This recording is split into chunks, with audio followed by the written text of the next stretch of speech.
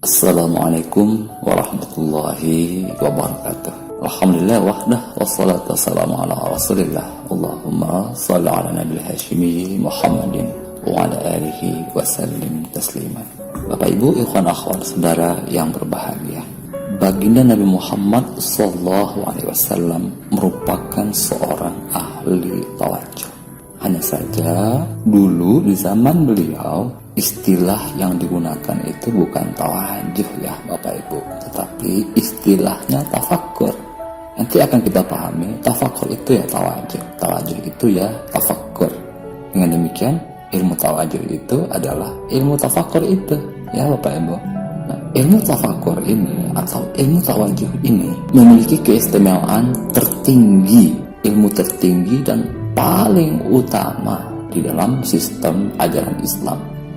Dengan ilmu tawajuh atau tafakkur ini nanti akan kita pahami ya bahwa agama Islam hadir di atas permukaan bumi ini tidak hanya menyempurnakan syariat tetapi juga menyempurnakan hakikat. Karena ilmu tafakkur inilah baginda Nabi Muhammad SAW menjadi manusia paling sempurna di atas permukaan bumi ini. Bapak Ibu saudara sekalian yang berbahagia, mungkin sebagian kita mempertanyakan ya, apa sih yang dilakukan oleh baginda Nabi Muhammad SAW selama beliau tahanus atau kontemplasi di Gua Hira, yaitu sebelum nubuwah ya, sebelum kenabian. Maka jawabannya adalah yang beliau lakukan di Gua Hira itu adalah zikir dan tafakkur. Inilah yang dijelaskan oleh Tuan Syekh Abdul Qadir Al-Jilani di dalam At-Tariqu Ilallah. Kana yatahannath fi ghar Hira al-layaliya dhatal adad munfaridan bi rabbih wa kanat ibadatuhu fiha al-dhikra wal fikr kama naqalahu ahlul athar. Bapak Ibu saudara sekalian berbahagia, di sini Tuhan saya menjelaskan bahwa amalan Nabi di Gua Hira itu adalah zikir dan tafakkur. Nabi adalah ahli zikir, ahli tafakkur. Lalu apa itu tafakkur? Apakah tafakkur itu sebagaimana yang kita pahami selama ini, yaitu aktivitas intelektual, atau tafakkur itu adalah aktivitas spiritual? Tuan Syekh Abdul Qadir Al-Jilani menjelaskan perihal tafakkur ini secara lebih mendalam di dalam kitab beliau Sirrul Asrar. At-tafakkuru wa huwa ilmul irfan ani at-tauhid wa bihi yasilul arif ila ma'rufihi wa mahbubihi wa natijatuhu at-tayranu birruhaniyah ila alamil qurbah. Jadi Tuhan saya menjelaskan bahwa tafakkur itu adalah ilmu ma'rifat, ilmu tauhid. Jadi tafakkur itu adalah ilmu tauhid. Nah, inilah agaknya kata kunci yang paling mudah bagi kita untuk memahami hakikat ontologis dari tafakkur itu. Tafakkur adalah ilmu tauhid. Bapak Ibu saudara sekalian, untuk memahami tafakkur berarti kita harus paham apa itu tauhid. Kita harus memahami dulu istilah dari kata tauhid itu. Tauhid ini bahasa Arab ya Bapak Ibu saudara sekalian. Wahada yuwahidu tauhid, berfungsi litta'liyah, sehingga artinya adalah mensatukan, mentunggalkan atau mengesakan. Dalam terjemahan yang lebih modern, tauhid itu artinya sebetulnya adalah memfokuskan atau mengkonsentrasikan atau menghimpunkan. Tauhid seperti kaca pecah berantakan, lalu kita himpun. Nah, ini proses tauhid, ini kerja tauhid. Nah, nanti pikiran kita itu pecah bagi kaca pecah itu kita satukan, kita pusatkan. Ini kan mengkonsentrasikan ya Bapak Ibu, memfokuskan. Nah, ini tauhid. Jadi tauhid itu mengesakan, mentunggalkan, menghimpun, memfokuskan atau mengkonsentrasikan batin kita, ingatan kita atau pikiran kita itu nanti ya Bapak Ibu. Kemudian Bapak Ibu sekalian, mari juga kita pahami pengertian kebahasaan dari tafakkur. Apa itu tafakkur di dalam bahasa Indonesia? Di dalam kamus bahasa Arab, Lisanul Arab, itu dijelaskan tafakkur itu artinya ta'ammul. Ta'ammul itu artinya tathabbut. Maksudnya tafakkur itu belajar menetapkan pikiran, menetapkan ingatan, ajeg pancek. Bila ingatan atau pikiran itu semakin menetap, itu berarti tafakkur. Tetap itu kan artinya tunggal. Tunggal itu artinya tetap.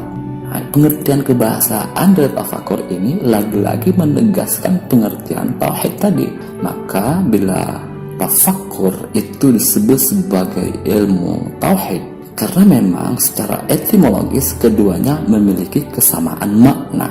Bila tauhid itu mentunggalkan ingatan, tafakkur menetapkan ingatan, tatsabbut. Jadi tunggal itu artinya tetap, tetap itu artinya tunggal. Jadi sebetulnya sama saja intinya ya Bapak Ibu Saudara sekalian. Sampai di sini semoga kita bisa paham ya masalah ini. Jadi tafakkur itu bukan memperbanyak pikiran ya, sebagaimana yang selama ini kita lakukan, memperbanyak premis-premis pikiran, memperluas objek tafakkur. Tidak seperti itu ya Bapak Ibu. Jadi tafakkur itu kita mentauhidkan ingatan, kita mentunggalkan pikiran, kita memfokuskan atau mengkonsentrasikan batin ruhaniah kita. Jadi sebetulnya sangat berbeda sekali ya Bapak Ibu dengan pengertian tafakkur yang selama ini kita pahami. Tafakkur selama ini justru dengan cara memperbanyak pikiran. Tafakkur merupakan kegiatan intelektual. Padahal seharusnya tafakkur itu menjadi kegiatan spiritual. Kita menunggalkan ingatan, menetapkan pikiran. Nah, inilah tafakkur. Jadi dengan tafakkur kita semakin tidak banyak pikiran. Bukan setelah tafakkur kita semakin banyak pikiran, semakin banyak gagasan. Bapak Ibu Saudara sekalian berbahagia. Kemudian di dalam penjelasan Tuan Syekh Abdul Qadir Al-Jailani tadi itu disebutkan juga ya, wa natijatu tayranu birruhaniyah ila alamil qurbah. Hasilnya buah dari tafakkur itu adalah terbangnya ruh kita ke alam qurbah. Apa itu alam qurbah? Alam tunggal, alam yang tetap, alam lahud, alam qudsi, alam azal. Jadi alam qurbah itu bukan alam banyak pikiran, tapi alam tetapnya pikiran, alam tunggalnya ingatan kita. Batin kita tidak kesana kemari, tidak menyimpang ke masa lalu, ke masa depan, ke timur, ke barat, menetap di kekiniannya. Nah, ini qurbah. Pikiran yang kedua, ingatan yang bercabang, tidak diperkenankan di alam qurbah itu ya Bapak Ibu. Kemudian setelah itu Tuan Syekh juga menjelaskan tentang 3 hadis tafakkur untuk menunjukkan memang baginda Nabi Muhammad SAW itu ahli tafakkur. Nah, 3 hadis tersebut adalah yang pertama, at-tafakkuru sa'atan khairun min ibadati sana. Tafakkur 1 jam lebih baik daripada ibadah 1 tahun. Hadis kedua, at-tafakkuru sa'atan khairun min ibadati sab'ina sana. Tafakkur 1 jam lebih baik daripada ibadah 70 tahun. At-tafakkuru sa'atan khairun min ibadati alfa'am. Hadis ketiga, tafakkur 1 jam lebih baik daripada ibadah 1000 tahun. Tapi Ibu Saudara sekalian, 3 hadis tafakkur ini kemudian ditafsirkan, ditegaskan oleh Guru Agung Pangersa Abah Anom bahwa ilmu tafakkur itu adalah ilmu tawajuh. Nah, dalam penjelasan beliau dengan bahasa Sunda itu, di mana tafakkur atau tawajuh anu madep batinnya pacek ke Allah, ke kiri ke kanan, ngalakan sajam sarua jam ibadah setahun. Tafakkur yang tetap batinnya kepada Allah, tidak ke kiri, tidak ke kanan, tidak menyimpang ingatan batin itu, melakukan 1 jam tafakkur atau tawajuh itu sama dengan ibadah 1 tahun. Demikian seterusnya Bapak Ibu. Jadi ukuran itu semakin menetap ingatan, semakin menetap ingatan, semakin berkualitas tawajuh itu bernilai seperti tadi, ada yang 1 tahun, 70 tahun sampai 1000 tahun. Jadi saatan di sini tawajuhnya bukan sesaat ya Bapak Ibu. At-tafakkuru saatan itu maksudnya tawajuh 1 jam. Nah, karena ada yang menjelaskan tawajuh sesaat, padahal yang dimaksud itu bukan at-tafakkuru lahzatan, tapi at-tafakkuru saatan. Jadi tawajuh 1 jam ya, bukan sesaat. Bapak Ibu Saudara sekalian yang berbahagia. Jadi ilmu tawajuh yang selama ini kita pahami itu adalah ilmu tafakkur ya, yang sudah dipraktikkan oleh baginda Muhammad SAW. Amalan ini memiliki keistimewaan yang luar biasa ya Bapak Ibu. 1 jam tafakkur bisa lebih baik daripada ibadah 1 tahun, 70 tahun, bahkan bisa lebih baik daripada ibadah 1000 tahun. Bapak Ibu sekalian, berapa sih usaha kita ya tidak sampai 1000 tahun ya Bapak Ibu. Usia kita rata-rata di kisaran usia baginda Nabi SAW, yaitu 63 tahun. Dalam jangka 63 tahun itu, apakah seluruh usia kita gunakan untuk beribadah kepada Allah? Wah, sangat jauh sekali ya Bapak Ibu. Maka dengan tafakkur kita bisa menutup segala kekurangan kita. Dengan tafakkur kita bisa menjemput kesempurnaan kemanusiaan kita. Maka kita mulai melatih batin kita untuk duduk diam, tafakkur atau tawajuh yang lama. Dipapai ya kata para sahabat tadi. Dilatihkan, diamalkan, sehingga kita bisa mencapai tafakkur 1 jam sebagaimana yang dianjurkan dan disunnahkan oleh baginda Nabi Muhammad SAW.